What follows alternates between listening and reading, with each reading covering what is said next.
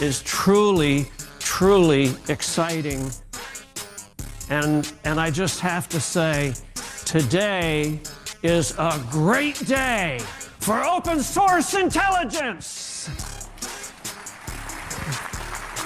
Instead of trying to use discipline and living up to their oath of office to defend the Constitution, they decided to violate the civil liberties and the rights of all U.S. citizens. Actually, Ben Franklin said that if you give up your liberty to have security, you really don't deserve either. It's news on all platforms, including social media. It's commercial satellite information.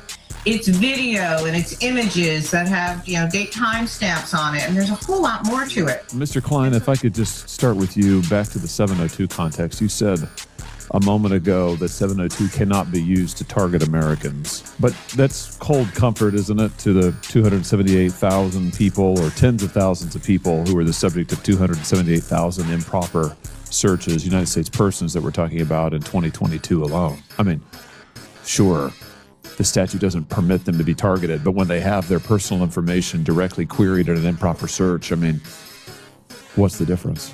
Well, that's not how police works. You can't just collect everybody's information and then sift through all of it and try to find people that are breaking the law. Give me a break. Because of 9/11, we should do this. And I'm tired, honestly, of them using that as an excuse to violate our rights. There are men who shed blood and died for the freedoms we gave up in the Patriot Act.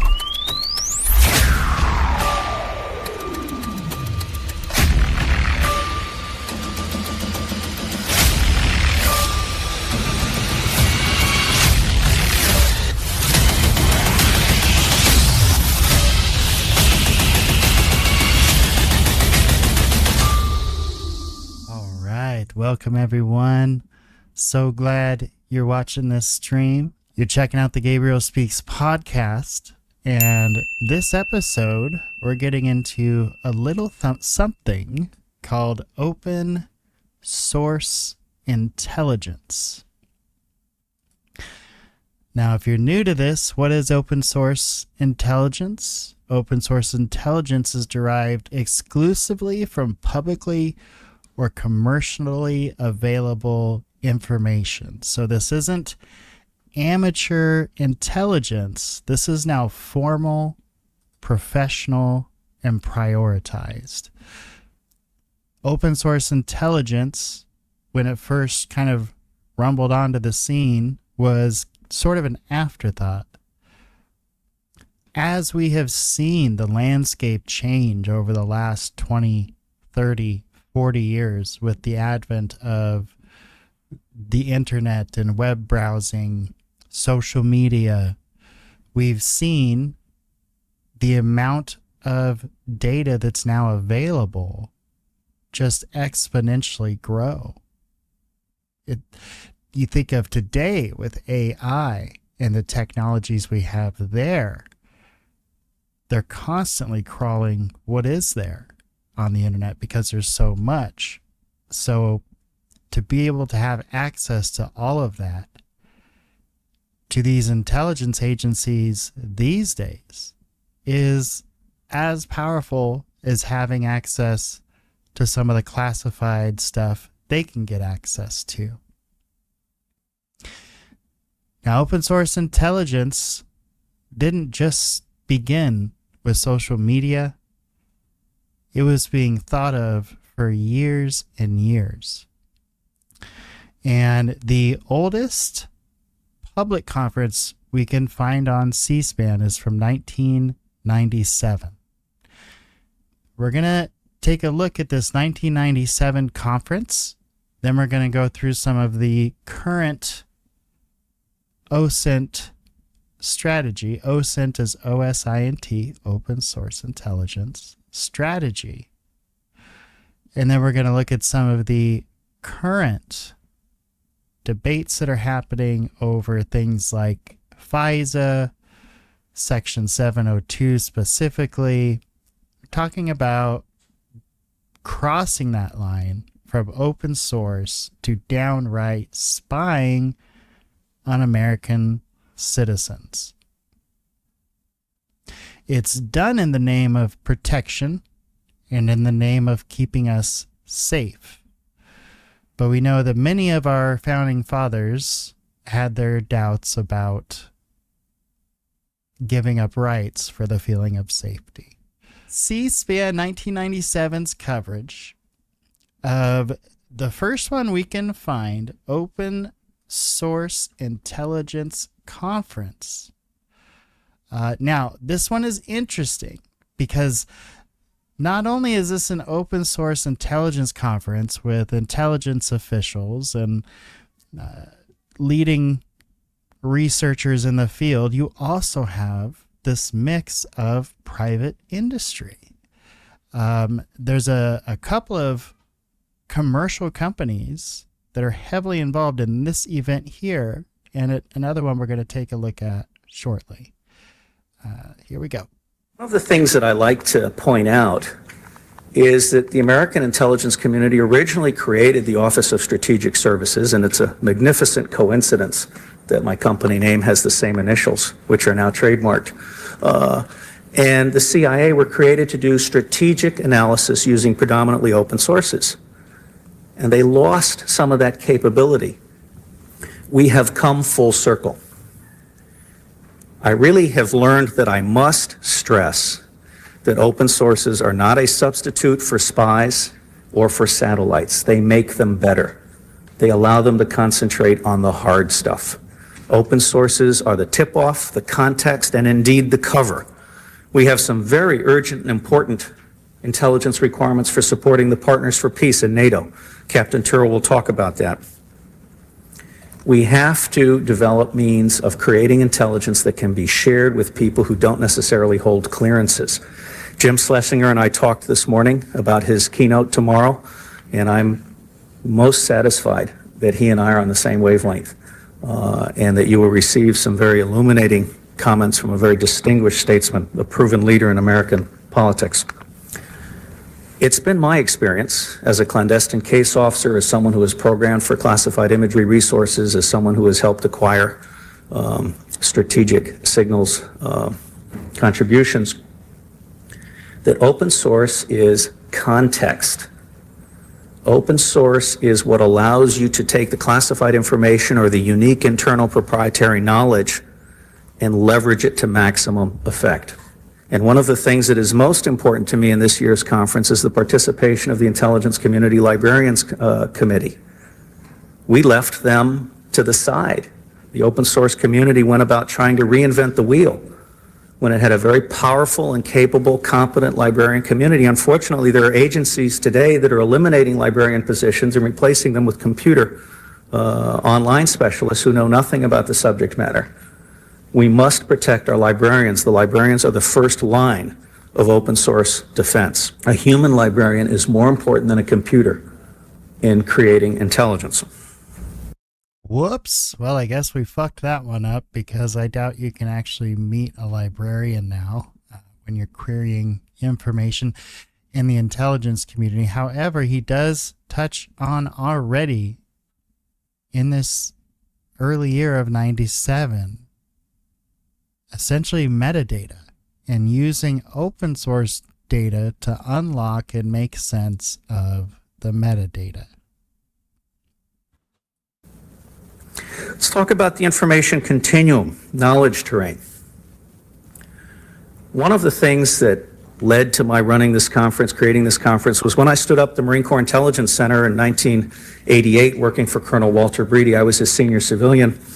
And the U.S. taxpayer spent $20 million for me to learn that 80 to 90% of what I needed to provide intelligence to my generals and my acquisition managers was in open source. U.S. embassies should have a minimal budget of $300,000 to $500,000 a year with which to buy open source information legally and ethically, and in that way provide support to business operations. A few years ago, support to military operations was fashionable. Now support to diplomatic operations is fashionable. In the next 2 to 3 years, support to law enforcement operations and support to business operations is going to become fashionable. That's interesting because we know that that's probably a big reason, a big contributor to U.S. aid is that line of thinking there. Speakers that we bring out new ideas that are generally 3 to 5 years ahead of their time. And we're in for a long haul. I do not kid myself.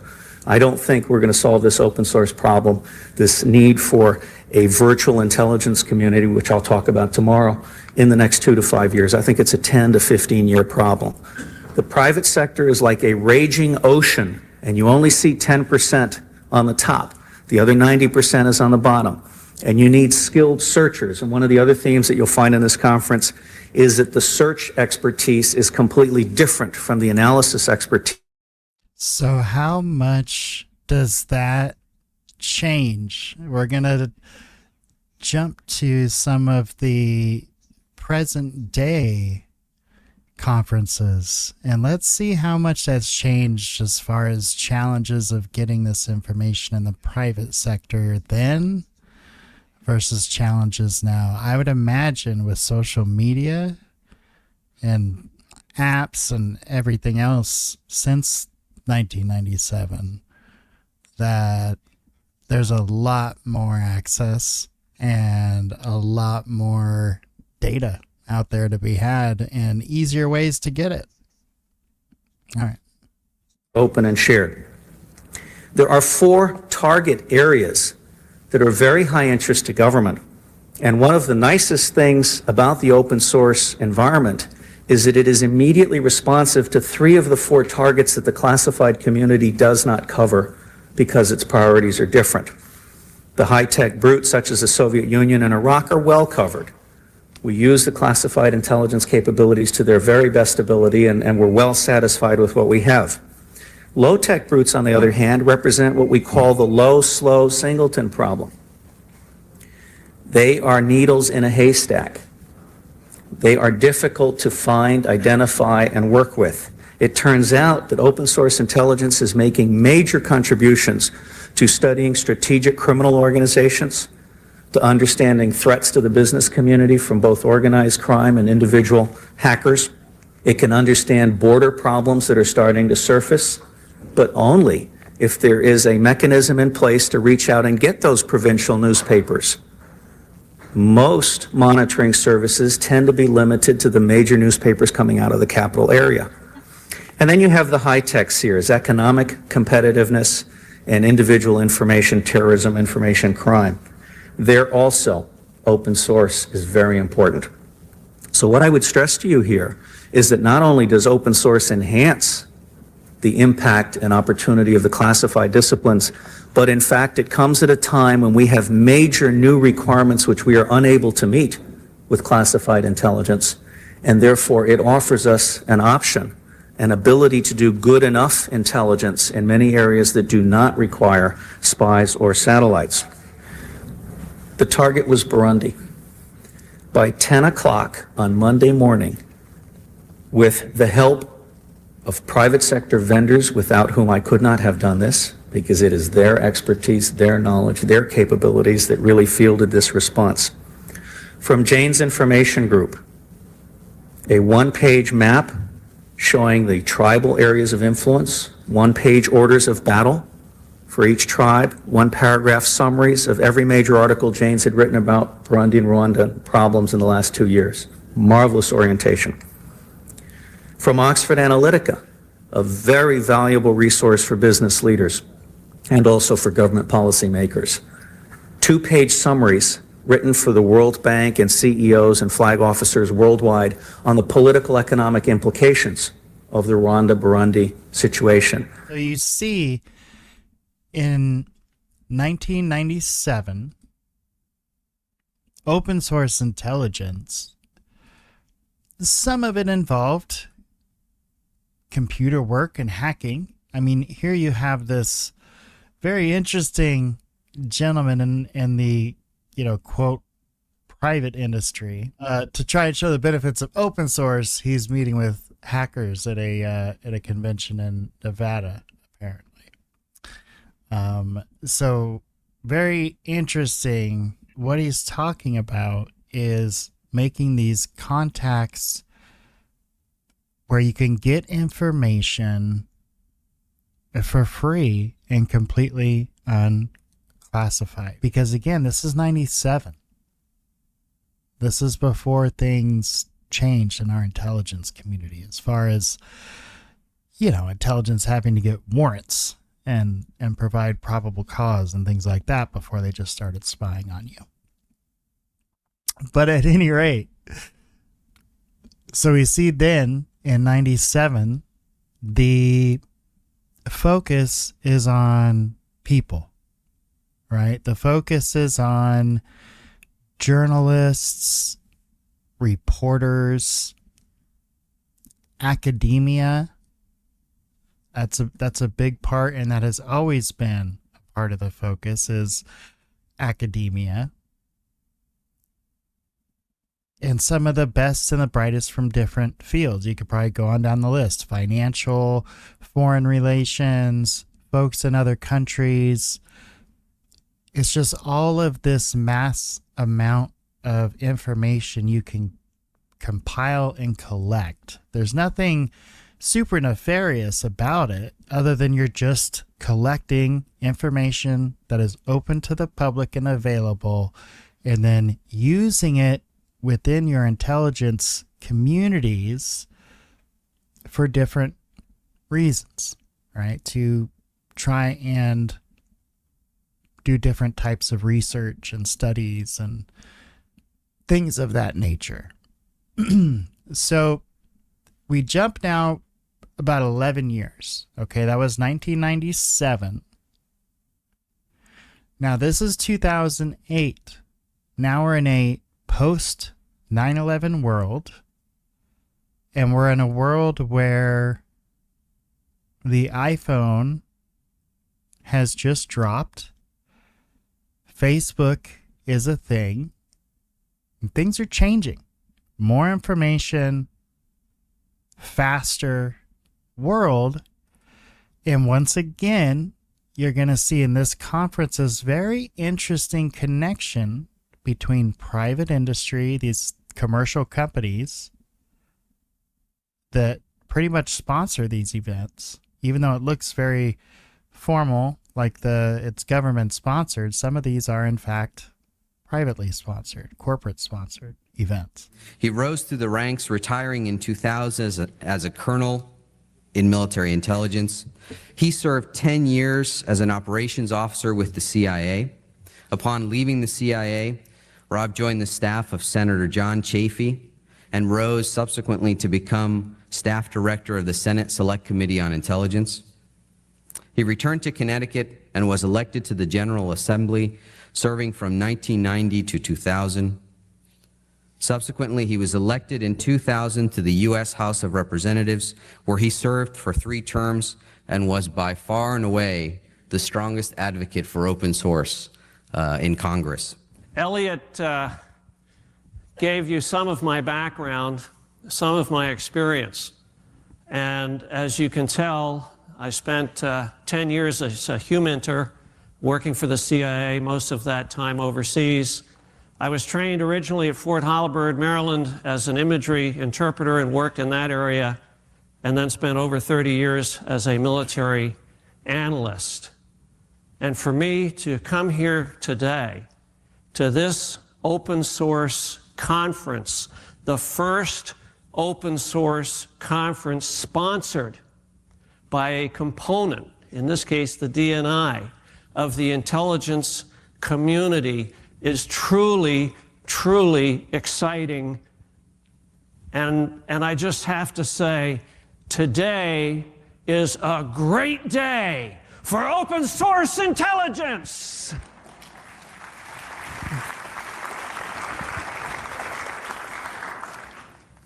How many of you have been involved in open source for 1 to 5 years? Please raise your hands. Welcome. And raise your hands high.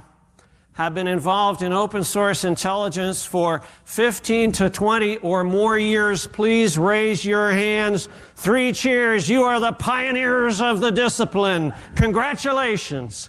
It's good to have you here. Speaking for myself, again, I put in many years as a humitter, put in years as an imagery interpreter, or a geo-inter. But my eyes were opened to open source about 20 years ago, when as a young reserve officer, I was assigned to the 434th Military Intelligence Detachment in New Haven, Connecticut. What we did was we studied some of our open source products.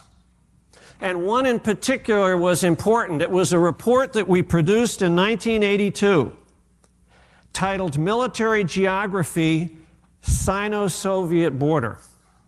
It told us that we could produce useful intelligence very inexpensively, very cheaply. That we could incorporate historical thinking into a document. The Soviets, of course, and the Chinese had border problems. It was timely. The PRC at the time was concerned over the possibility of Soviet incursions into the border. It was accurate. It was correctly documented. The avenues of approach were properly identified. It was topical. The PLA was willing to talk about this open report to a defense attaché at a time they really weren't willing to talk to much of anybody about much of anything. And you could share it with the embassy contacts, presumably many of whom have access to secret information. You could share it with them and get their comments as well. Finally, it was exportable. It wasn't classified.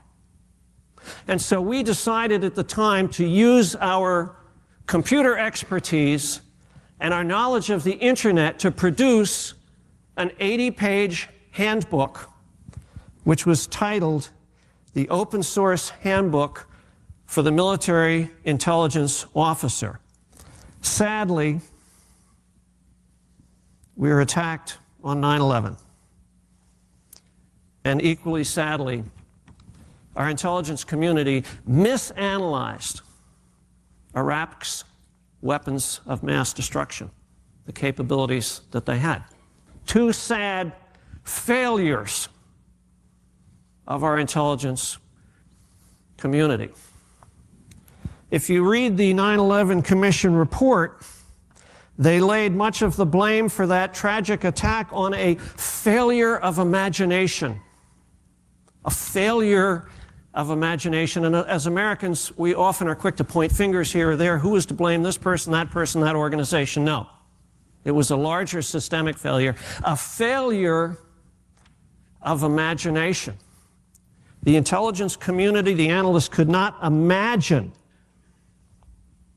this new and lethal threat posed by the relatively unknown Osama bin Laden and his jihad, his war declared against America. Interestingly enough, in 1999, the FAA's Security Intelligence Office judged that of all the options available to bin Laden, 1999, of all the options available to him, quote, a suicide hijacking is assessed to be the option of last resort. Now, does this mean that everybody with an interest in Osama bin Laden and Al-Qaeda shared that assessment? No. In fact, many people in the public did not even know who he was. And yet, also in 1999, there was published a book, Bin Laden, the man who declared war on America. Accumulated or put together entirely from open sources. The author said in his introduction, bin Laden is not a man to be ignored, for he is at the core of Islamist international terrorism. He is not an evil lone ranger, but rather a principal player in a tangled and sinister web of terrorism-sponsoring states, intelligence chieftains, and master terrorists. Together they wield tremendous power throughout the Muslim world and wreak havoc and devastation upon their foes. An interesting assessment, an open source assessment, a comprehensive 400-page book on Osama bin Laden, someone who most Americans knew nothing about until some weeks, some days, or some weeks after 9/11. The 9/11 Commission report recommended the creation of an open source agency, And that was it. In both cases, 9/11 and the misanalysis of Iraq's weapons of mass destruction, I believe that solid, robust, open source intelligence might have, could have, prevented those sad events from taking place.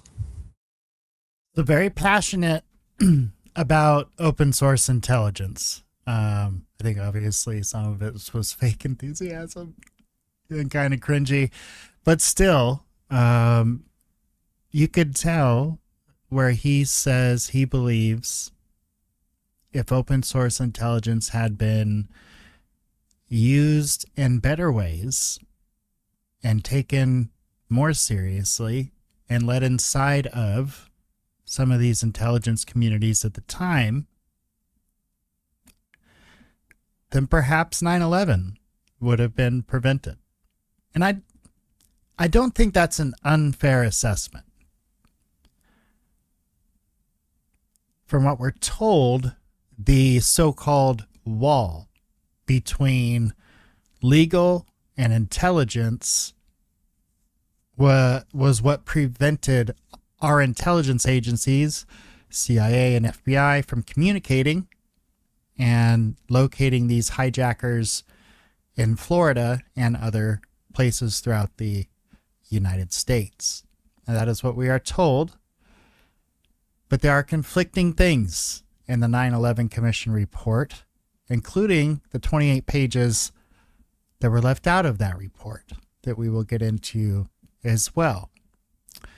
But before that, we went from 1997 to 2008 in these open source intelligence conferences. Now we're going to make another jump here. We're going to make a jump to 2023. And in 2023, former CIA Deputy Director for Analysis Linda Weisgold is on C-SPAN and did an interview on, you guessed it, open source intelligence. Now, why do we want to hear what the previous CIA Director on Analysis had to say? Here, the CIA Director becomes the person that essentially handles open source analysis. Open source has always been an integral part of CIA's analysis. Sam gave a bit of the history for Jane's. I would just start by saying open source, or OSINT, really started in many ways with the Foreign Broadcast Information Service, and that was created as a part of CIA.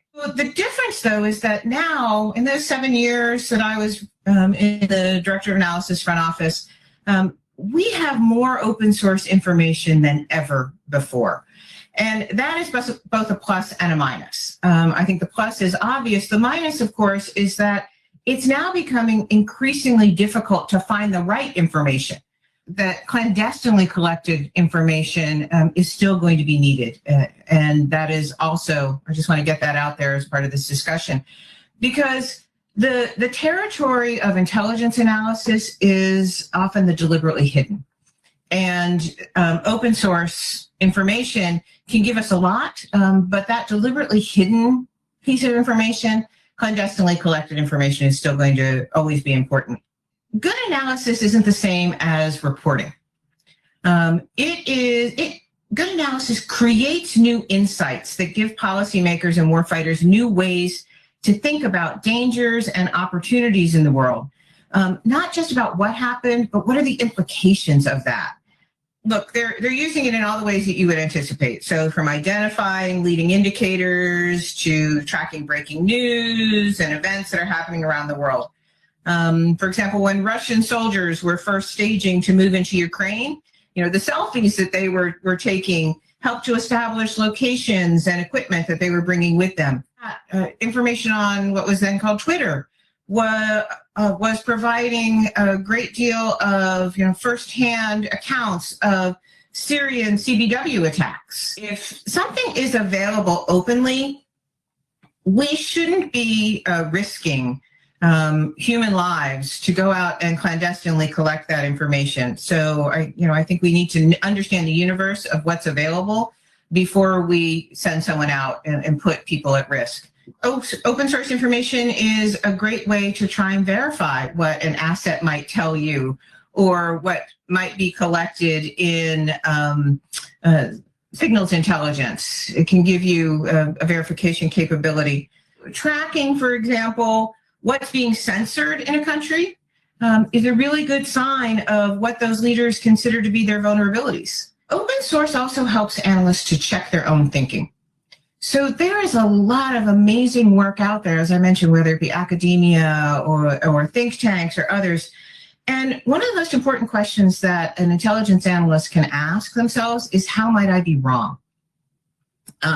And that requires humility and openness to others' ideas. And you can find a lot of those other ideas to test yourself in open source. It's going to get expensive. And I just want people to think about that a little bit too.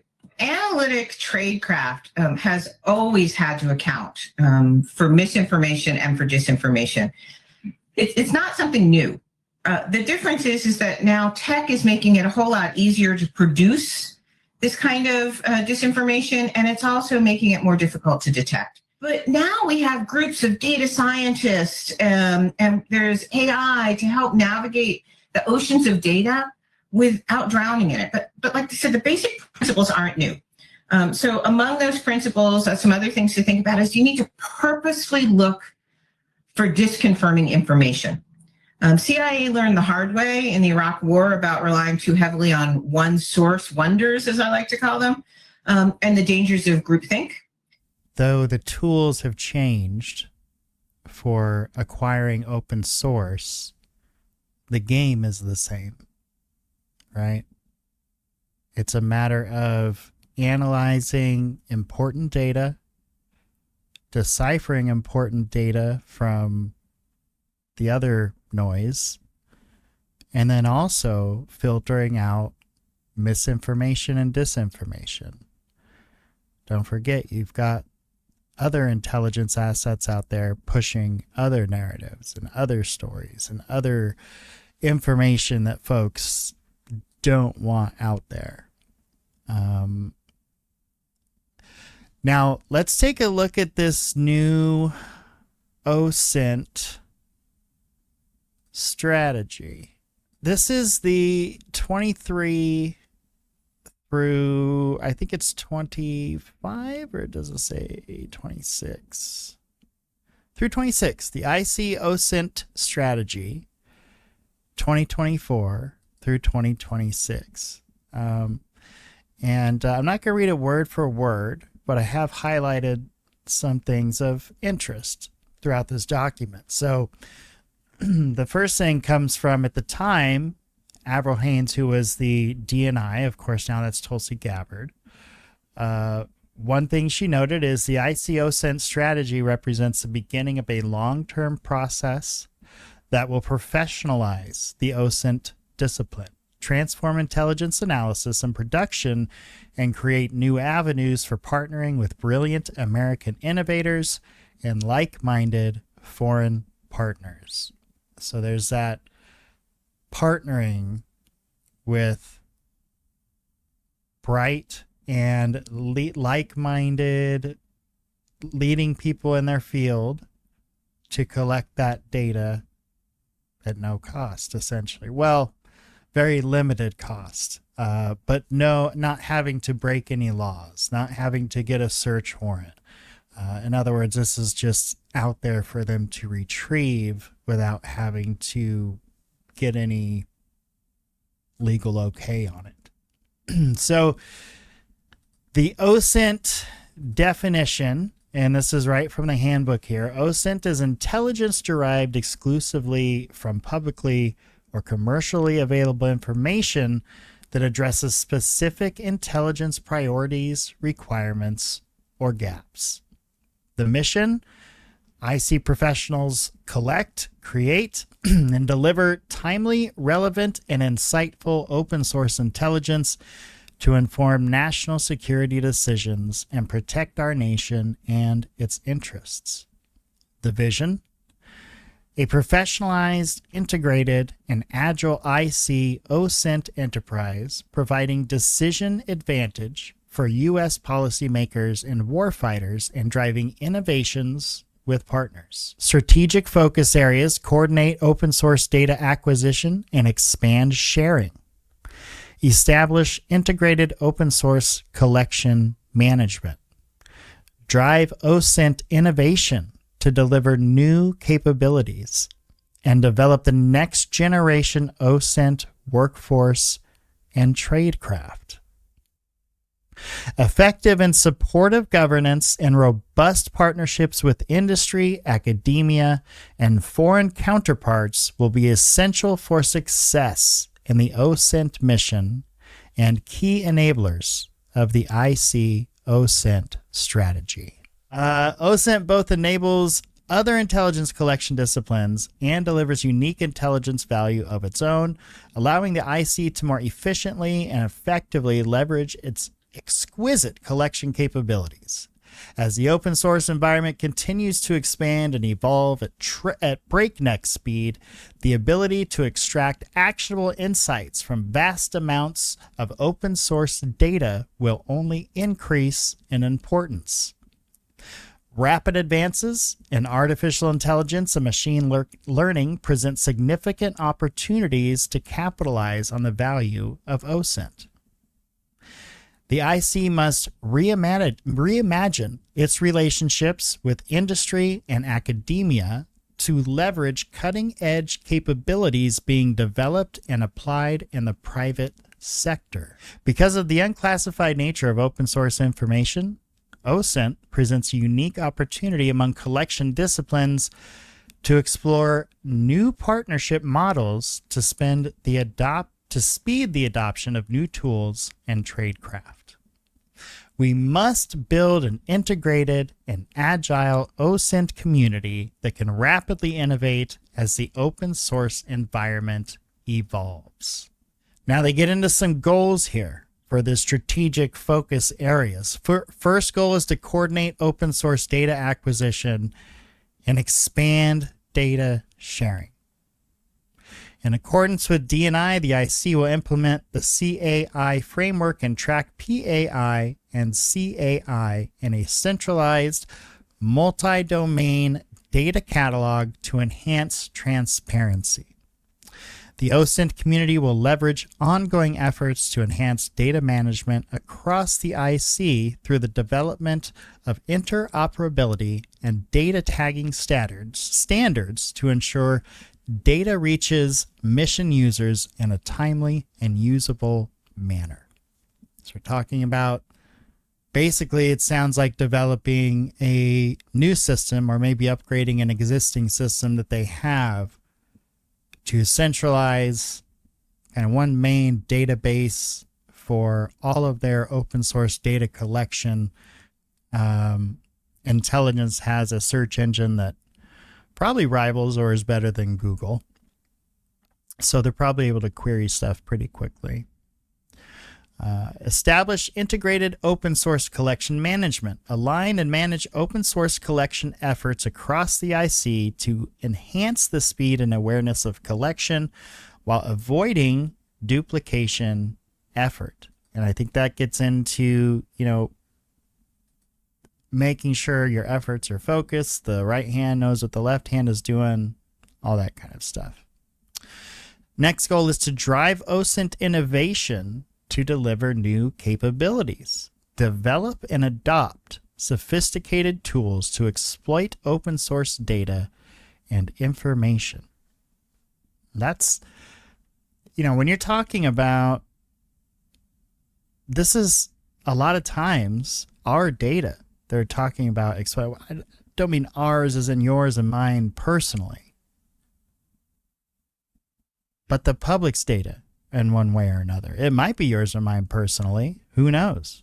Whoever or whatever they're trying to gather information on.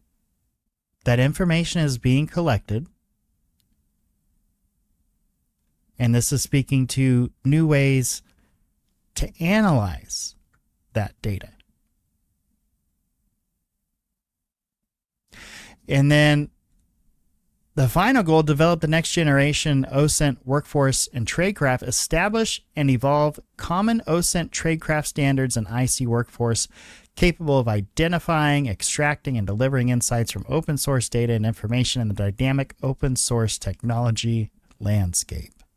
Very interesting. So it makes me wonder if this OSINT specialty tradecraft, if they're going to have some kind of a, like the field operators go through the farm. Well, they have that for OSINT, which is like computer screens. Okay, I'm sorry. Okay, so this final page here gets into governance and the key enablers of governance. So the strength of the IC OSINT enterprise is its federated approach with participation and input from all 18 intelligence community organizations. So not only do they have the open source information available that really any of us have if we go out there and try to get it because it's open source, but they also have unlimited access to all of their own internal systems. So their internal open source intelligence, right? And that you put those two together, the amount of data that can be compiled on one person without them even knowing it, without a warrant ever even being considered, is off the charts. It's off the charts. Look, I'm all for catching the bad guy, but come on, you got to do some work. You can't just violate, you can't just go looking through everybody's locker until you find a locker with some drugs in it. That's not how it works. We have a right to privacy. We have an expectation of privacy. And I like that. I mean, it's kind of a cool thing about being an American. Partnerships, the OSINT strategy requires to engage differently with academia, the private sector, and foreign counterparts. Keep pace with technical and tradecraft advancements in the open source environment. Establish durable agreements to share collection tools and tradecraft. Partnering differently with the IC OSINT community by sharing new technologies, data, and insights acquired from sources external to the U.S. government. The IC will develop an overarching OSINT strategy action plan to identify discrete activities and milestones, develop metrics, and track results. So that was a report from 24 to 26, open source intelligence. It's a way of collecting data that gets bigger and bigger and bigger every minute that goes by. Because the more data that gets uploaded to the internet,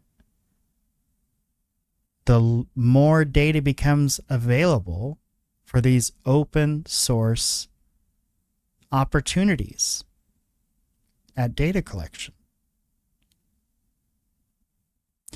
Now you pair that with what the intelligence community is allowed to do because of FISA, in particular Section 702,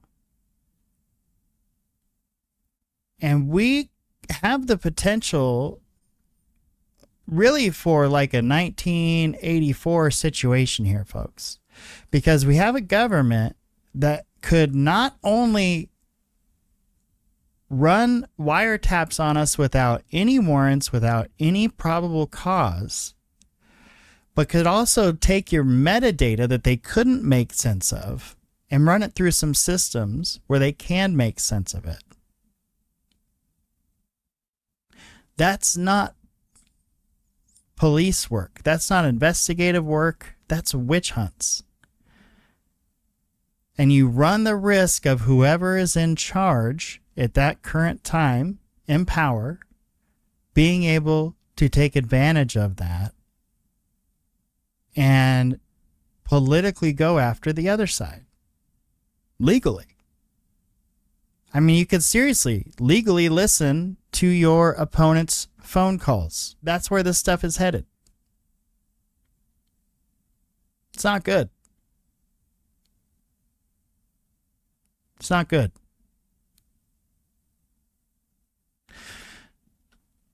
So FISA is another one of those things. After 9/11, as we were saying, the wall between intelligence and law enforcement pretty much got knocked down.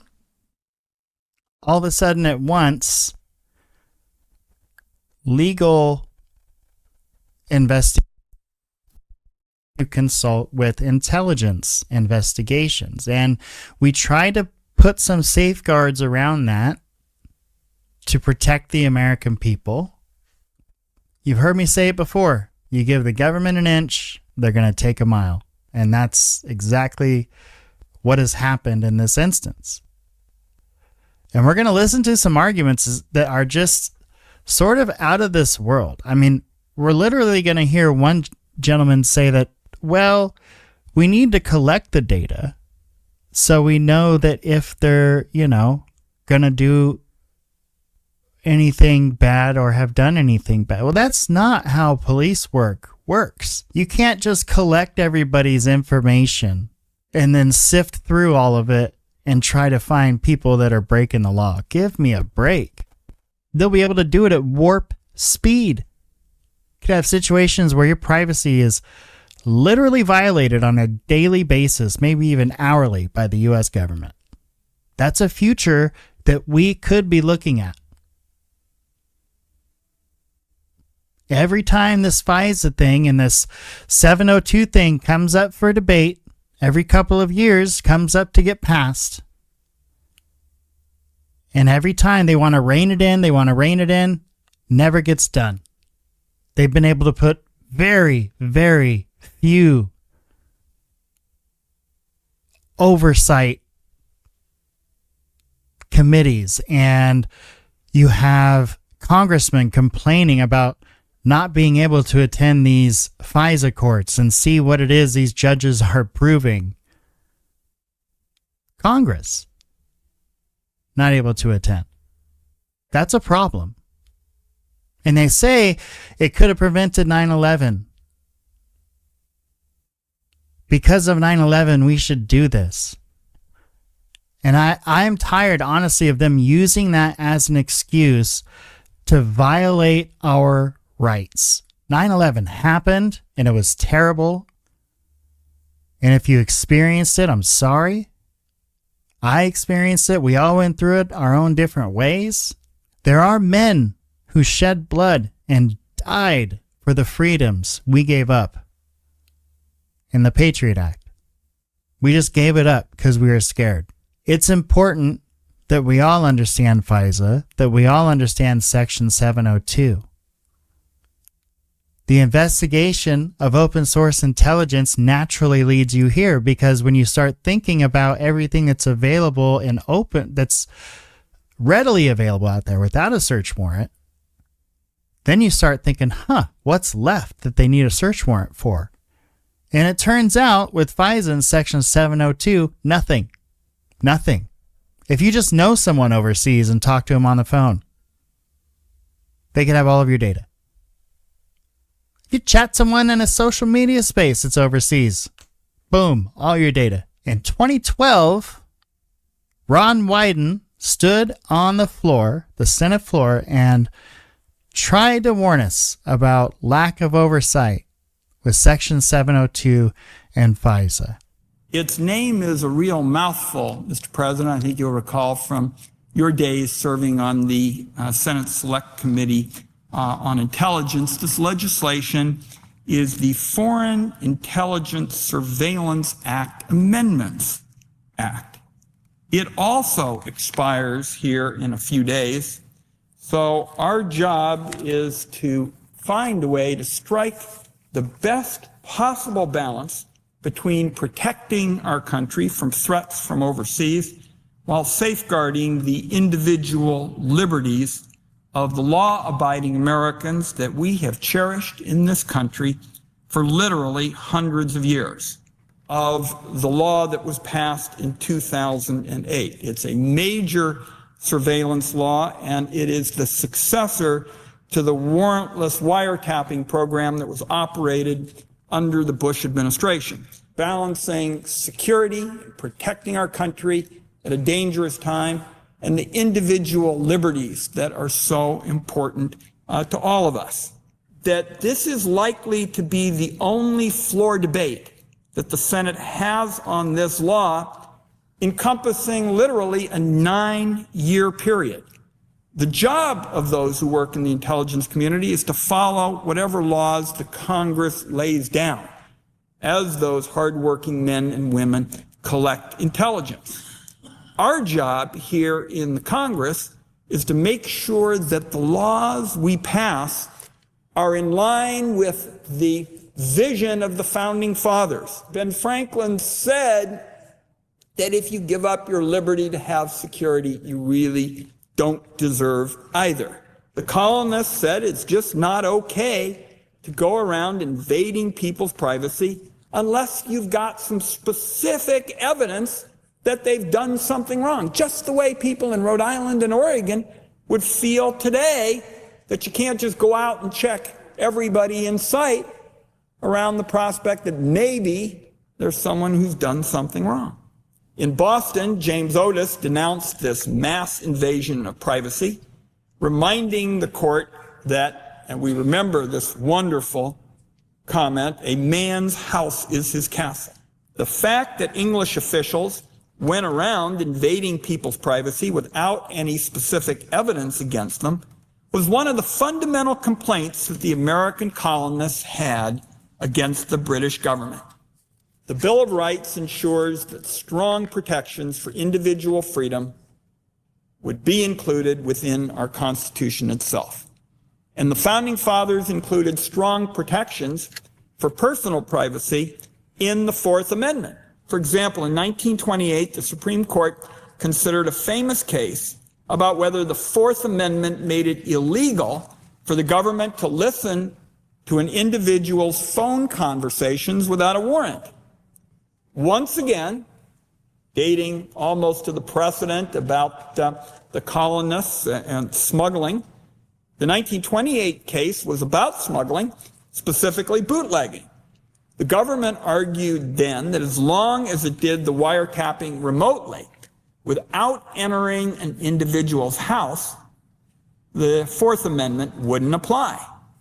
Now, Justice Louis Brandeis, wrote what has come to be seen in history as an extraordinary dissent, a brilliant dissent, and he argued that this was all wrong, that the Fourth Amendment was about preventing the government from invading Americans' privacy, regardless of how the government did it. Justice Brandeis said, and I quote, "When the Fourth and Fifth Amendments were adopted, force and violence were then the only means known to man by which a government could directly effect self-incrimination.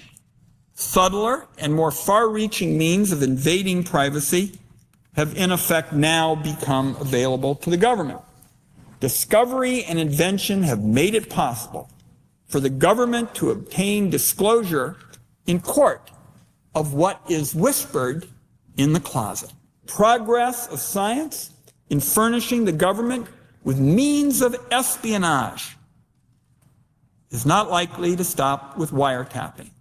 Ways may someday be developed by which the government, without removing papers from secret drawers, can reproduce them in court. That places the liberty of every man in the hands of every petty officer," was said by James Otis, "of much less intrusions than these." The principles, literally, Mr. President, behind the Fourth Amendment affect the very essence of constitutional liberty and security. They apply to all invasions on the part of the government and its employees of the sanctities of a man's home and the privacies of life. Now that shit right there makes me proud to be a fucking American. When I said people died for that right, they did.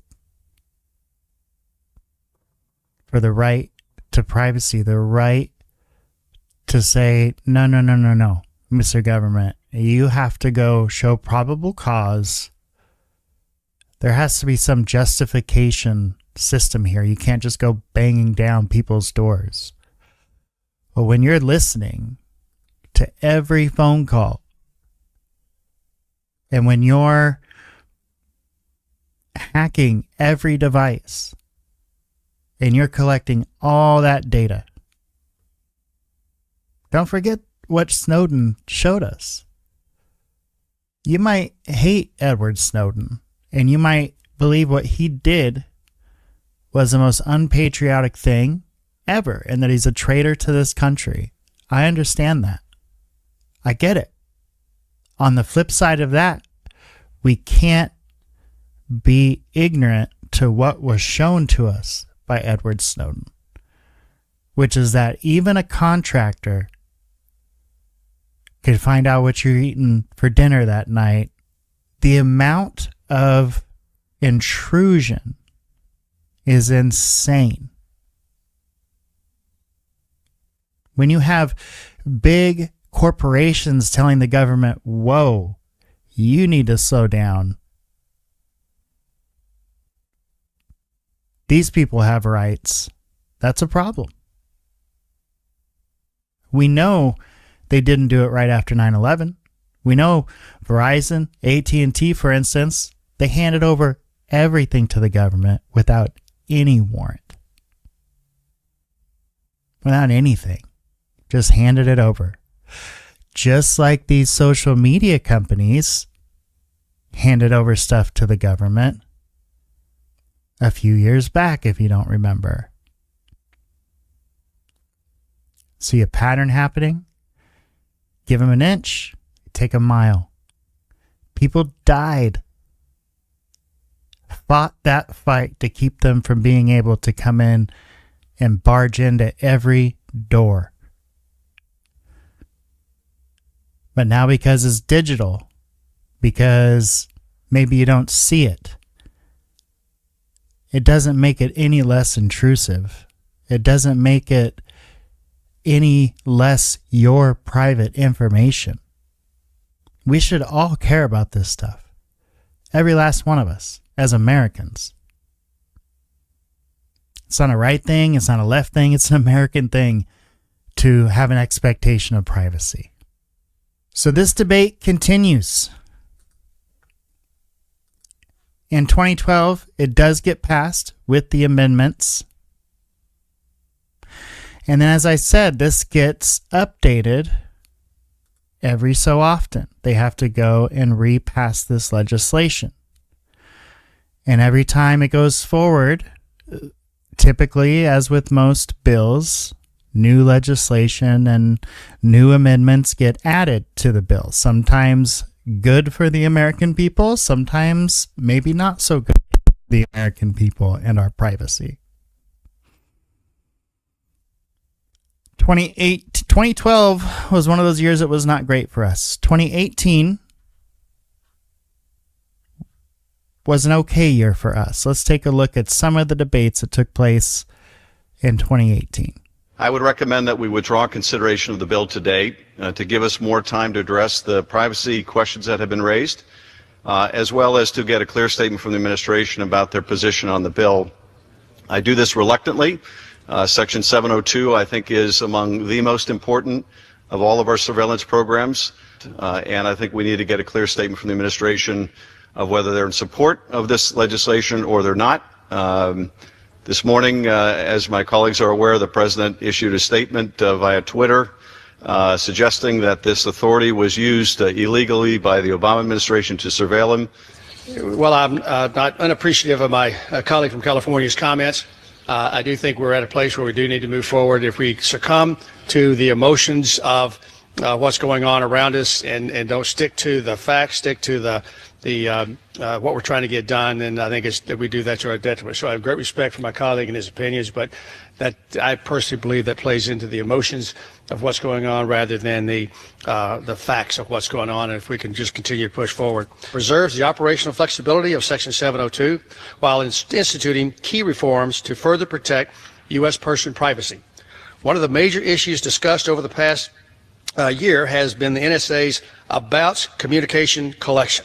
However, NSA should not be penalized, and American security should not be compromised and prevented from obtaining valuable foreign intelligence information that the FISA court has deemed consistent with the Fourth Amendment, just because Congress can't pass legislation in 30 days. Some of my colleagues believe that Congress should go above and beyond what is required by the Fourth Amendment and institute additional safeguards on how the government handles any potential U.S. person information that may be incidentally collected under Section 702. While the varying committees may have different ideas as to how to strike the right balance between additional privacy measures and national security, the art of the compromise brings us to the current junction. I echo the White House statement last night, strongly opposing the U.S. Rights Act amendment, and I urge all of my colleagues in the House to support S-139. As a former United States attorney, I know firsthand the enormous value that programs like Section 702 provide in protecting our country. This bill includes many of the reforms from the USA Liberty Act, enhances Section 702 protections, and maintains law enforcement's abilities. As a U.S. attorney, I've used this. My office used this section. We followed the law to the letter. There were no complaints. And I want the American people to realize something.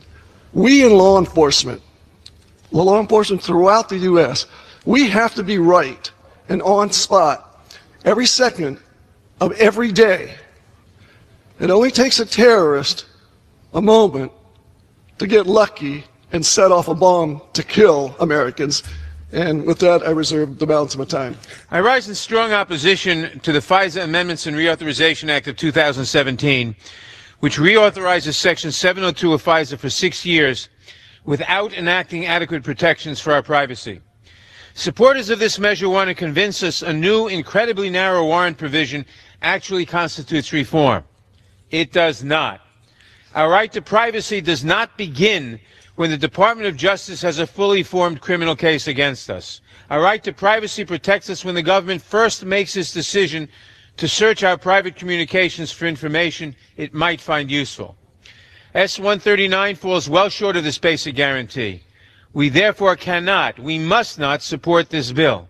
S-139 allows the FBI unfettered access to this information for purely domestic, non-terrorism cases without a warrant. I agree with Chairman Goodlatte that Section 702 should be reauthorized. I understand its importance to the intelligence agencies. But neither of us should support this bill. None of us should support this bill, which pretends at reform while codifying some of the worst practices of the intelligence community in domestic crimes. Mr. Speaker, I'm a former prosecutor, former judge. I despise terrorists. We ought to go after them and get them. 702 was written to go after terrorists, but it is being used to go after Americans. Under FISA, as it's used against Americans, forget the terrorists, used against Americans, government has already seized your house of communications, all of it.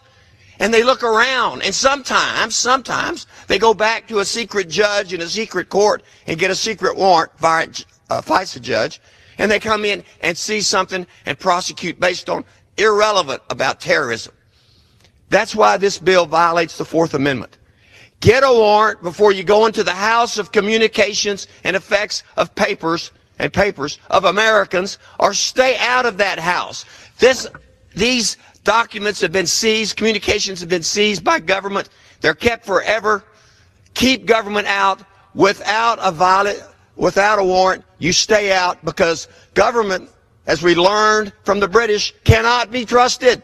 It does not meet the standards that we should have for adhering to the Constitution.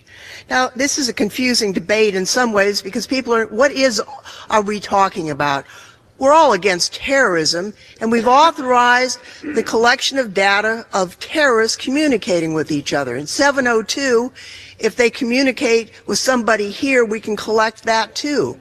But because of the architecture of the internet, we are collecting vast amounts. We can't go into the numbers here in open session. Vast amounts of data. It's not metadata, it's content. It's the content of your phone calls, content of your emails, content of your text messages, video messages, and under 702, you can search that for Americans for crimes that have nothing to do with terrorism, to go after Americans for a non-terrorism crime. You know, there's a reason. Right. So this is our dilemma. My dilemma. I think ours as Americans. The foundations of FISA was to protect Americans from being spied on. It was the Foreign Intelligence Surveillance Act. It was passed in 78 after Watergate to limit intelligence abuses. It created a secret court to approve surveillance targeting known as foreign intelligence threats. It was designed to keep foreign spying separate from domestic law enforcement.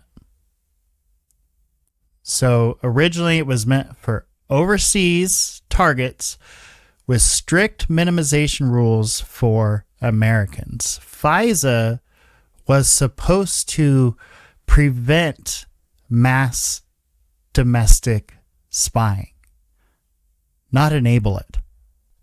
Where Section 702 gets controversial is that it was added after the kind of 9/11 Patriot Act era, and it allows the NSA, or the National Security Agency, to collect communication of non-human persons located abroad. That data is then shared with the Federal Bureau of Investigation and the CIA. Now, here's where Americans come in. Americans' communications can be incidentally, quote unquote, collected if they interact with foreign targets. So this is where a lot of people say that this is a backdoor to domestic surveillance.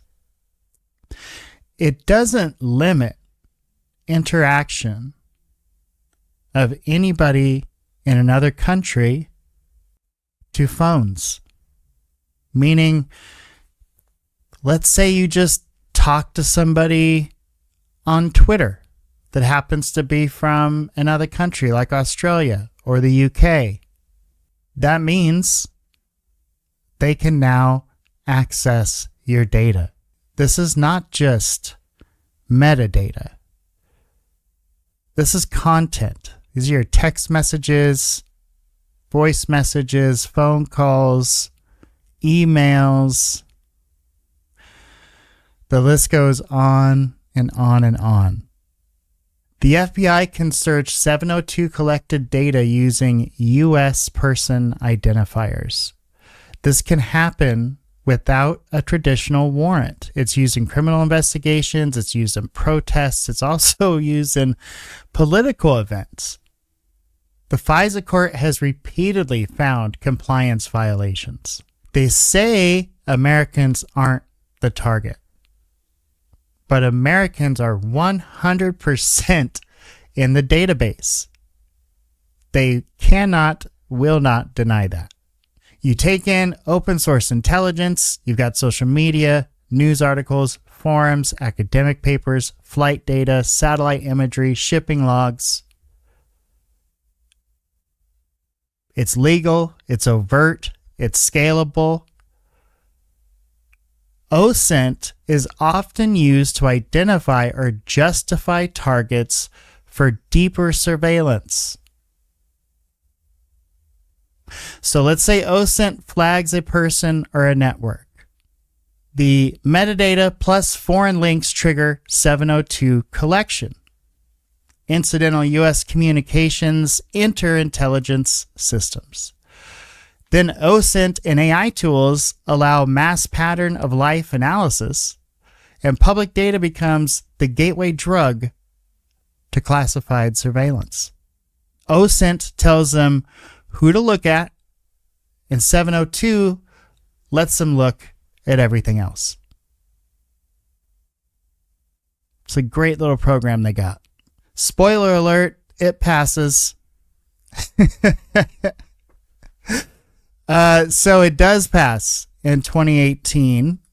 And we're going to take a look at Democracy Now's reaction to that as they find out. I think this was just before the official word came down that it was passed, but they had a pretty good idea that this was going to pass at this time.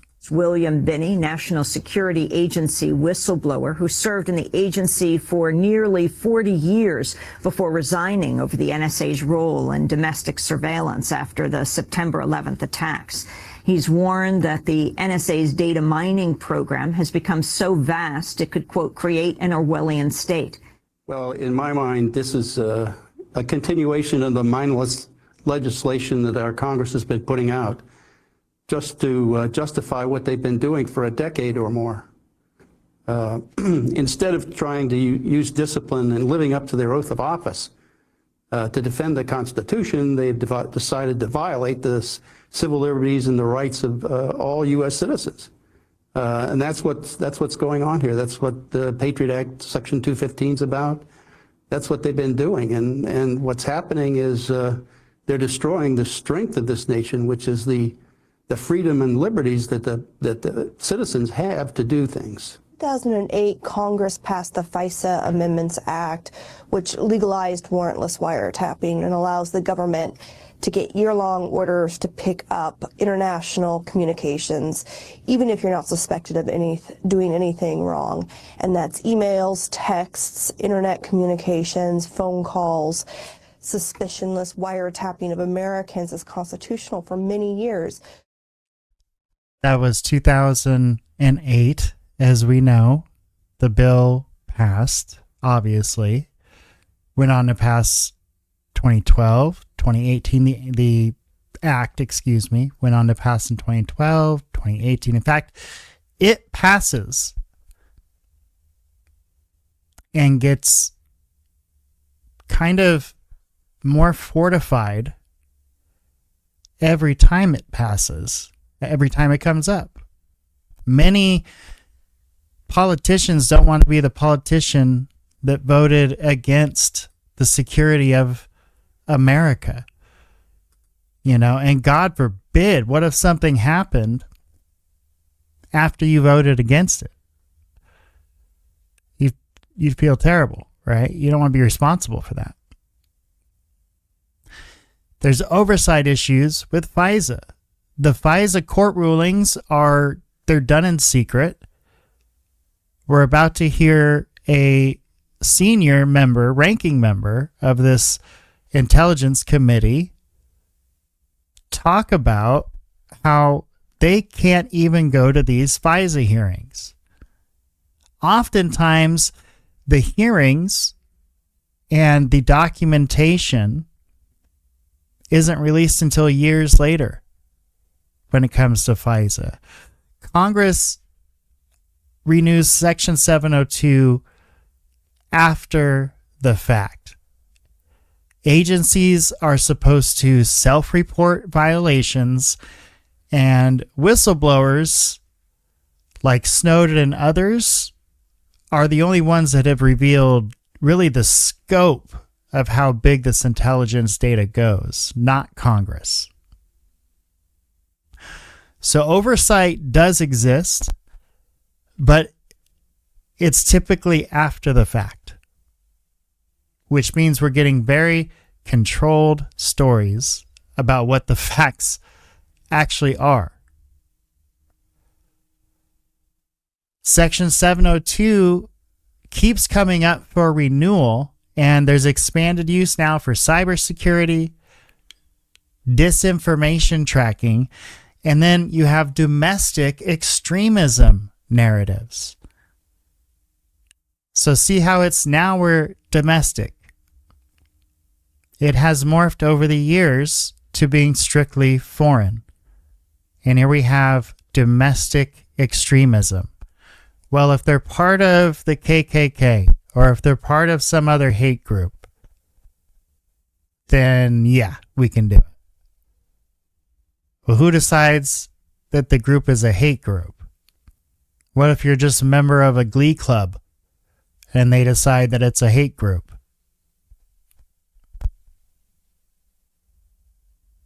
You see the problem here? We're going to watch Ron Wyden expose some things while he's on the intelligence community. Take every good faith promise made by the DNI, the Director of National Intelligence, about the security systems they have in place with this program. They've got a whole bunch of data about us. They've got all these security systems in place. Now fast forward 10 years, and someone else is in charge of the National Security Agency, and someone else is president. And they say we need to know something about that guy. Well, with all that data at rest in the National Security Agency's databases, they can go and look at that guy. I have been on this committee for more than a decade now, and I believe this is the first time we've had the top lawyer at the National Security Agency before the committee in an open session. Would you agree that key portions of the USA Patriot Act have been the subject of significant secret legal interpretations, and that these interpretations are secret today? There are provisions of the Patriot Act that are the subject of matters before the Foreign Intelligence Surveillance Court, a court that by design meets in a classified setting, and some of the pleadings and opinions that relate to the Patriot Act that have been part of proceedings before the Foreign Intelligence Surveillance Court are classified. Key provisions of the Patriot Act and how they're legally interpreted are being kept secret as of today. Key portions of the FISA Amendments Act of 2008 have been the subject of significant secret legal interpretations, and that those are secret today. So let me say yes. Under the statute, the FISA court considers those pleadings in a classified setting and then issues opinions authorizing or not those activities. There are, in fact, secret legal interpretations with respect to both the Patriot Act and the FISA Amendments Act. We have to keep operations and methods secret, but we've got to also have public awareness of the laws on the book. Does the government have the authority to use cell site data to track the locations of Americans inside the country? I think there are certain circumstances where that authority may exist. 702 remains a valuable tool to stop these attacks before they happen. Our intelligence community uses Section 702 every day to protect Americans. The Department of Justice, starting under President Biden, despite the clear language of Congress's last reauthorization, hasn't meaningfully allowed us and our staffs into the foreign intelligence surveillance courts, despite statutory mandate to do just that. I have a lot of history on this issue.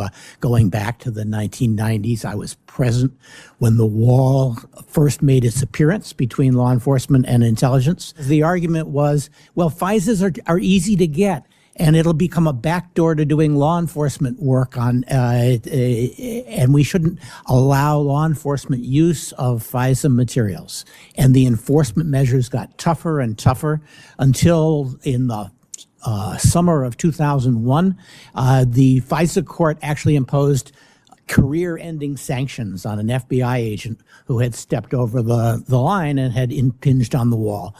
And when the intelligence community found that there were al-Qaeda operatives in the United States, presumably getting ready to carry out an attack, as we know they were, there was a plea to say we need to be able to use the law enforcement task force that the FBI has set up for the Cole bombing to try to find these people. They had 3 weeks to find them. This was in August that they got this intelligence, and they were not allowed to tell the law enforcement side of the FBI, which was really 98% of the FBI, We never found them until they flew their plane into the Pentagon and the Twin Towers.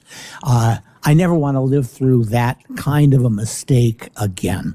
We're going to make 702 toxic. It has gone from 2.9 million queries, which was certainly excessive, to 5,500. And the IG for the Justice Department has said there's a lot of reason to believe that the legitimate queries are being deterred. A lot of these demands for ever higher, ever tougher standards for queries comes from the fact that every couple of years now, everybody gets a free shot and gets to threaten the program if their amendments are not adopted. I think it's time to say, let's stop putting a sunset on 702. The reason the authority is so controversial is that it's become a rich source of warrantless access to Americans' communications. So how did this happen? Under Section 702, the government can target any foreigner overseas for foreign intelligence purposes and collect all of their communications without an individualized court order. This surveillance inevitably sweeps in Americans' communications in large amounts because Americans communicate with foreigners. And because the foreign target need not be suspected of any wrongdoing, these communications can include entirely innocent conversations between Americans and their friends, colleagues, and family members overseas, a point emphasized by the Privacy and Civil Liberties Board in its 2023 report. Now, if the government's intent were to spy on these Americans, it would have to get a probable cause order, either a criminal warrant in a criminal investigation or a FISA Title I order in a foreign intelligence investigation. The government gets around this requirement by certifying to the FISA court that it is not using Section 702 to access the communications of particular known Americans. And yet, as soon as the data is in their hands, all of the agencies that receive Section 702 data routinely conduct warrantless electronic searches for the communications of particular known Americans. In 2023, the last year for which we might have complete information, the FBI conducted 57,000 of these backdoor searches.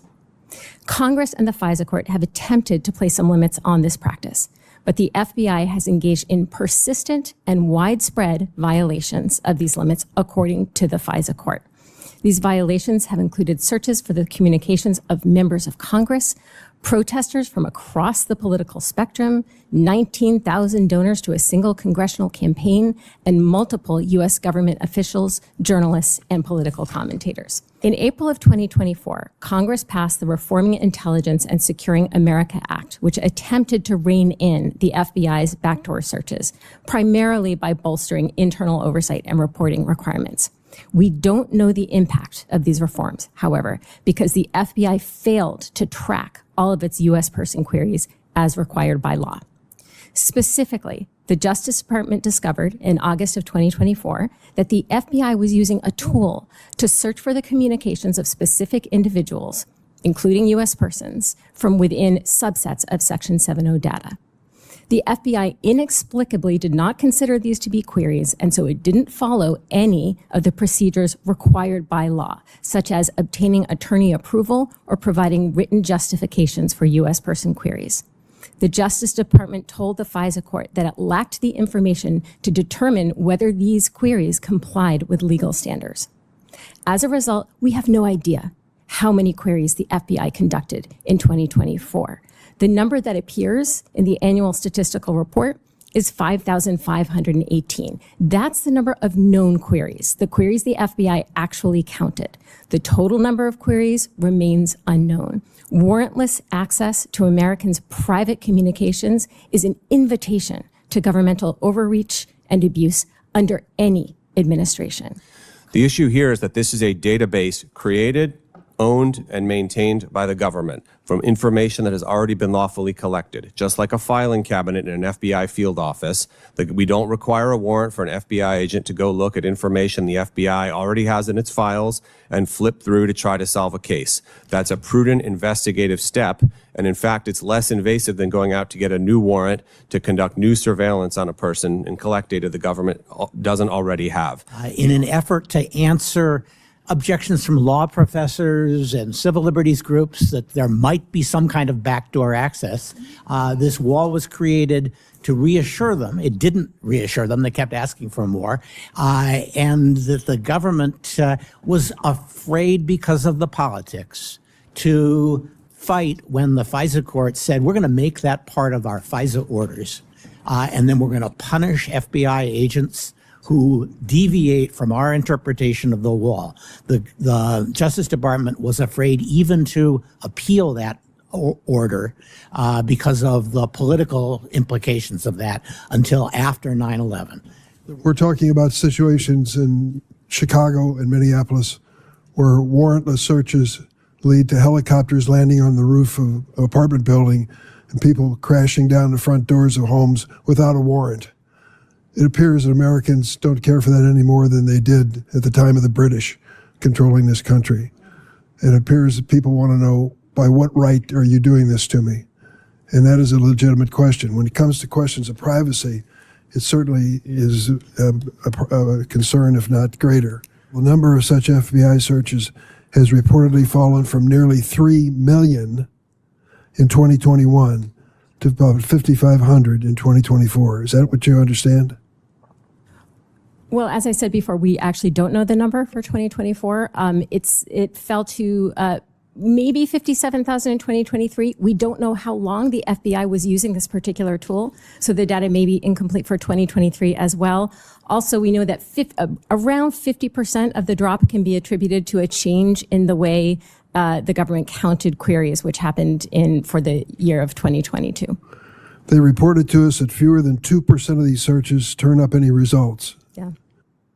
By my count, that would mean requiring the FBI to get a court order just over 100 times a year. If, in fact, there were 5,000 queries in 2024, that would be a little over 100 warrant applications. 100 warrant applications. That seems to me to be not an unreasonable expectation on the part of people who are mindful of this Fourth Amendment. Why would asking the agencies to go for a warrant in 100 cases be a hardship? The issue is that in the most important cases where the query actually is exceptionally valuable, you don't know that something is there. You don't know that there's this worrying connection until you run the query. That's why these queries can potentially be so valuable, because something may seem like this level of a priority, but when you find that the person previously spoke to an Al-Qaeda terrorist overseas or a Chinese intelligence officer overseas, all of a sudden the case takes on a new complexion, a new urgency, and it goes to this level of priority. And so by definition, you won't know to go to get a court order unless you realize that the information is there. And you believe current rules don't allow that to happen? Well, current rules don't require a court order, Senator. I actually share Mr. Baker's concern that current rules may be allowing too few queries. It never ceases to amaze me when I hear the argument that the government shouldn't have to get a warrant because they don't have anything approaching probable cause. The fact that the government is conducting thousands of searches of Americans' private communications every year on just a hunch is exactly why we need a warrant requirement. The purpose of warrants is to prohibit exactly those kinds of fishing expeditions. And intelligence finds the suspects and wants to string them along, and the law enforcement finds them and wants to string them up. The purpose of intelligence gathering is to get access and use it for as long as possible to find out what's happening. And for law enforcement, the purpose is to end in a courtroom with a conviction. But the fact is that terrorism, espionage, all of the things that we care about for intelligence purposes are also violations of our criminal law. So you cannot separate them easily into those two categories. our effort to do that produced the tragedy of the wall. And the notion that we should separate intelligence from law enforcement by saying, oh, you need a separate warrant if you've got a separate interest in getting access to information we already collected for intelligence purposes is the same kind of mistake. We shouldn't make that mistake with something as important as things like terrorism or espionage. The problem is that you often don't know that there is an urgent need to take action until you run the query. The agent doesn't have access to that information yet, and so checking your databases to see whether there is a very dangerous, alarming connection is a prudent, early step in an investigation. If you require probable cause, you take that off the table altogether because you typically don't have probable cause right at the outset of an investigation. The purpose of 702 is to collect the communications using U.S. infrastructure of foreign targets. Of course, some of those foreign targets are going to be talking to Americans from time to time, and you can't collect their communications without also getting the Americans who are talking to them. But you have lawful authority to gather those communications. And once gathered, you can use them for other purposes that are related to that. One more point before my time expires. Mr. Klein, a moment ago you made some references to 9/11. And to the fact that, lamenting what happened then. Now, last I checked, 9/11 was carried out entirely by foreign nationals, not by American citizens. How does that justify warrantless surveillance of private communications involving U.S. persons on U.S. soil? And it's possible that Americans are sometimes, unfortunately, suborned, recruited by foreign terrorist groups as well, sometimes unwittingly, are used by foreign terrorist organizations. In those cases, a U.S. person query can help warn that person, redirect them away from being recruited. In fact, a significant proportion of the queries that are run are actually relate to victims of things like cyber attacks or unwitting recruitment by foreign intelligence services. But that is not what those of us who are concerned about 702 worry about. That is not our principal focus. Our focus is when somebody is going after information, private communications of U.S. persons. There ought to be a warrant requirement. One is whatever the administration in charge is, we have to have some trust that they're going to operate within the proper constraints. But the second is we've created some constraints which are intended to have an aggressive and assertive advocacy on behalf of the privacy side of the equation. And one of those was the Privacy and Civil Liberties Oversight Board, which, as you know, is an intelligence watchdog that's charged with monitoring government compliance with the procedural safeguards on the surveillance activities. That was terminated, as you know, by President Trump. And in May of 2025, shortly after Mr. Patel became FBI director, he shuttered the Office of Internal Auditing, which was, was the unit responsible for overseeing the government's compliance with their surveillance rules. Ms. Gattine, how does that help create public confidence that when 702 is used, it is going to be for the purpose of national security protection, and it's being done in a way that's consistent with privacy rights that all Americans enjoy? It's a real concern. As I was saying before, we don't have any data on implementation of statutory safeguards in 2025. The fact that the Privacy and Civil Liberties Oversight Board was gutted, the fact that the Office of Internal Audits was disbanded does not give a lot of confidence that the oversight provisions of RISA, for example, are being robustly enforced. As a strong proponent of 702 for the reasons you've outlined, are you a proponent of getting rid of PCLOB and also the internal function that was disbanded by Mr. Patel? No, I'm a believer that proper bureaucratic incentives are likely to be a better protection of civil liberties than a warrant requirement. We had a warrant requirement on FISA when Carter Page was inappropriately surveilled. And 4 different judges on the FISA court said, yeah, fine, So in your view, was the PCLOB something that was helpful to protect privacy rights? They wrote an excellent report before they lost their majority that is really the best piece of work on 702 that's been done. Well, that's an incredible endorsement, Mr. Chairman. And did it make sense for Mr. Patel to shutter the Office of Internal Auditing to achieve your goal of a good 702? I don't know the details of that, but I would support any mechanism that does a careful job of evaluating people's justifications for the searches that they do. The reforms that the chairman has offered, do they adequately address the abuses that we saw, say, with the Carter Page or Michael Flynn incident? Because I do think that there's a broad concern that this abuse, it happened and it could happen again. I do believe that more oversight of the FISA court is appropriate. They haven't gotten their share, and they have been responsive to the people who they think are watching them most closely, which tends to be civil liberties advocates. Instead, having the Congress present, and certainly having Congress oversee the list of amici makes a lot of sense as a way of demonstrating that the FISA court needs to take account of the people who wrote the laws as well as the people who are lobbying on them. Certainly it would make sense to ask the intelligence community to create a mechanism by which you could determine whether you could do a search to determine whether somebody's in the database and for what investigation. If we're talking just about improving the functioning of the FISA court for the moment, then I would say that that RISA combined with a couple of the chairman's proposals take some steps in a good direction. They fall short of the full set of reforms to the FISA court that were proposed in the Lee-Leahy Amendment in 2020, which became the Lee-Welch Amendment in 2024.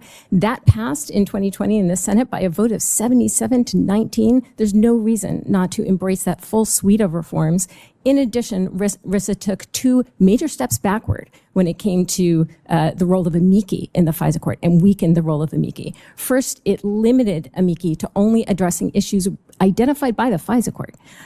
The primary value of amici really is to identify issues that the FISA court hasn't thought of. So this would have crippled amici, for example, in the Carter Page scenario, where the court hadn't identified any issues with the materials. RISA also required amici to have experience in intelligence collection. That's going to weight the selection of amici heavily towards former government officials who may come in with institutional bias. That government perspective is already represented before the FISA court.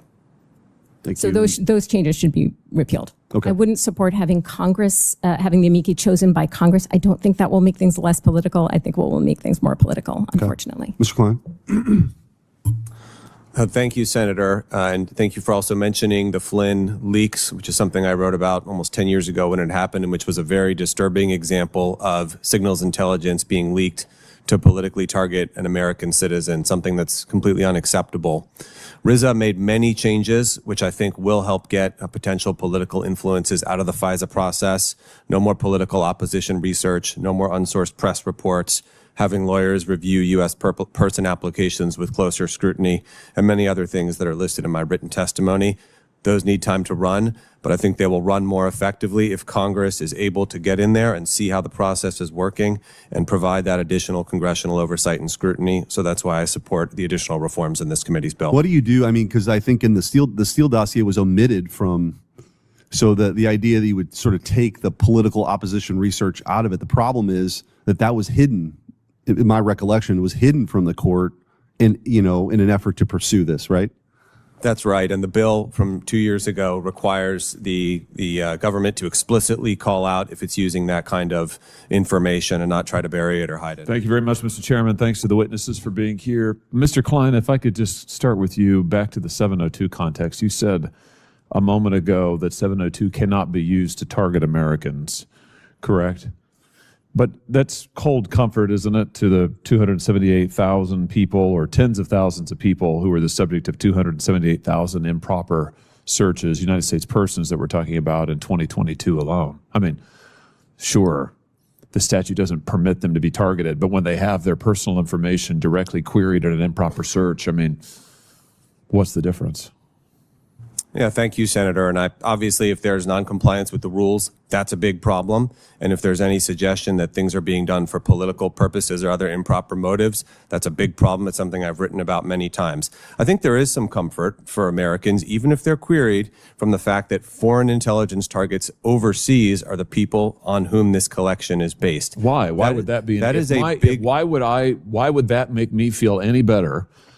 As, by the way, as someone who's had his cell phone tapped improperly by the United States government, by the way, why would I feel any better if I'm told that, oh, the U.S. government improperly queried your personal information, and not in this case just your location or something else, your personal communications. The government looked at those, targeted them. You can use whatever verb you want, found them out. But don't worry, they weren't going after you in the first instance. They just happened to have all your stuff. And so then they looked into it because there are no effective constraints on them. I mean, why is that a good thing? Shouldn't we do something about that? I'll say I think members of Congress do have a heightened reason for concern, a heightened expectation of safeguards in this area. Members of Congress have every right and every reason to talk to foreign officials. And of course, the executive What about journalists? What about normal Americans who is somebody who's got a family member who lives overseas? I don't care who the person is. My point is, when you've got in a single year 278,000 improper queries, it seems to me it makes no difference to the Americans whose data was improperly searched to say, well, but it's really okay because you weren't targeted. Yeah, all your stuff was read, all your private stuff, but don't worry, you weren't targeted. I mean, apparently you were effectively targeted. Yeah, Senator, I think we have to remember this data is being collected on foreign intelligence targets overseas. It's not like going to the phone company and checking all the phone records that are there. But it sweeps in quite a bit of American data, right? I mean, the case, the Hasbadrami court noted that in 2011, now that's ancient history now, 2011 alone, this swept in something like 250 million emails. In 2011, who knows what that is today? We're talking about massive amounts of data that 702 sweeps. It's like a dragnet. Why shouldn't we treat, why isn't it logical, as the court said in Hasbadrami, the Second Circuit unanimously, why shouldn't we treat the querying of U.S. persons out of this dragnet database, why shouldn't we treat that as a separate Fourth Amendment event requiring some additional process? Maybe a warrant, as Senator Lee has proposed, maybe some other process, but why shouldn't we say, you know, actually, yes, when you go to this massive database and ask about a U.S. person, that's a Fourth Amendment event that requires some process, some scrutiny. Like every time this act advances, we're seeing our rights and our privacy slowly get whittled away more and more. Tell me what you think. Because to me, it seems like FISA, 702, and OSINT now are all essentially ways to monitor the entire population. And when you have that kind of power, that kind of control, well, we know where things usually go from there, usually not in a good direction. You heard a lot of talk about 9/11, right? 9/11 was a justification for a lot of this stuff getting through. And what they said on 9/11 was, you know, if we had had the intelligence, if the intelligence and the enforcement apparatuses were able to communicate with each other, we may have been able to prevent this catastrophic event. And then there was this 9/11 commission. But there was, in the 9/11 commission report came out, but there was a section of that report that was classified until only a few years ago. And that is referred to as kind of the 28 pages. And what they found in those 28 pages is essentially that there was credible evidence that the Saudi government itself was involved in the 9/11 attacks. Go to the site, you can download these pages yourself, but there's a few things that become clear as you go through these. One is that they had names of these hijackers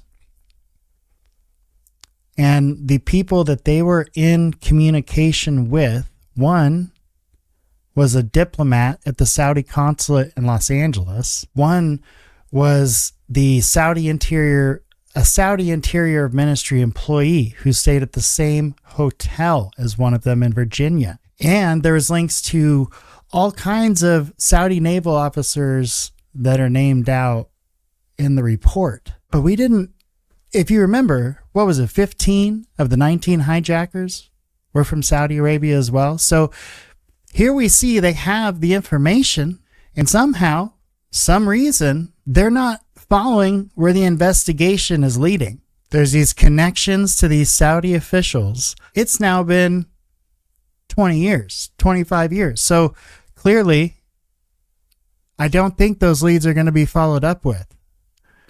And you think about the relationship that we have with the Saudi government. And I think we all know that we are not allies with the Saudi government because they're all about freedom and democracy in the Middle East. They run under Sharia law. We're allies, and our presidents typically go over there and kiss the hand, kiss the finger, whatever, of the prince because of oil and money. Even when we have the right intelligence, it doesn't mean our people in charge are going to do the right thing with it. And that is why we have constitutional protections against illegal search and seizure. We are Americans. And sitting by and letting this act pass every time it comes up to be looked at in the name of security of the nation, when Congress can't even view the hearings that they're having to get these warrants, the few that they do need. If you paid attention to that last video, you heard that, oh yeah, the FBI went from 3 million queries, over 3 million queries in 1 year. The very next year, it went down to 5,500. That's not possible. What they did is they found a backdoor to run the query without making it official. And so we couldn't track how many people. So we get a report, it's 5,500. What the witness was able to calculate just from on the books was 57,000, which means what was used by this backdoor program was probably more than what was on the books the year before, 3.5 million. Every time there's a connection on social media between a U.S. citizen and anyone in another country, boom, they're in there. If you don't think they're doing that, you are naive, my friend. That is what's going on. That hearing was last week, and we're still pushing these bills through because they tell us it's the right thing to do in the name of security. But they don't give any specific cases or instances where they prevented some kind of an attack. And you know one listed below, but they have to hearken all the way back to September 11th, 2001 to justify this violation of our privacy. It is a violation of your privacy and a violation of my privacy. And our kids and our kids' kids and so on and so forth, so long as this thing just keeps getting passed and doesn't face any type of real scrutiny. Of course we need to be able to do foreign intelligence, but of course we need to preserve the rights and privacy of our citizens. You know, Wyden really kind of said it best, quoting Ben Franklin. If you're willing to give up your privacy for your security, you probably don't deserve either. So this is one of those things where we need to be asking our leaders where they're going to come down on this. If FISA comes up, are you going to do anything to challenge the status quo? Or are you going to just keep things cooking the way that they are? As far as OSINT goes, there's no stopping this from becoming the biggest asset of our intelligence communities. as we see more and more of our information voluntarily placed online, just like this video, we're going to see more and more open source collection. Remember, open source puts up the flag, 702 comes and digs right in and violates all your rights. It's a problem. How we're going to solve it? I don't know. As I said, ask your representation what they think about it. I'm not going to tell you how to think about it, but I am going to say our privacy and our rights are very important. Open source already has enough out there that we put out there voluntarily. Does the government have a right to everything because it's digital and it's online? It's a pretty disturbing thought. It's a pretty 1984-ish thought.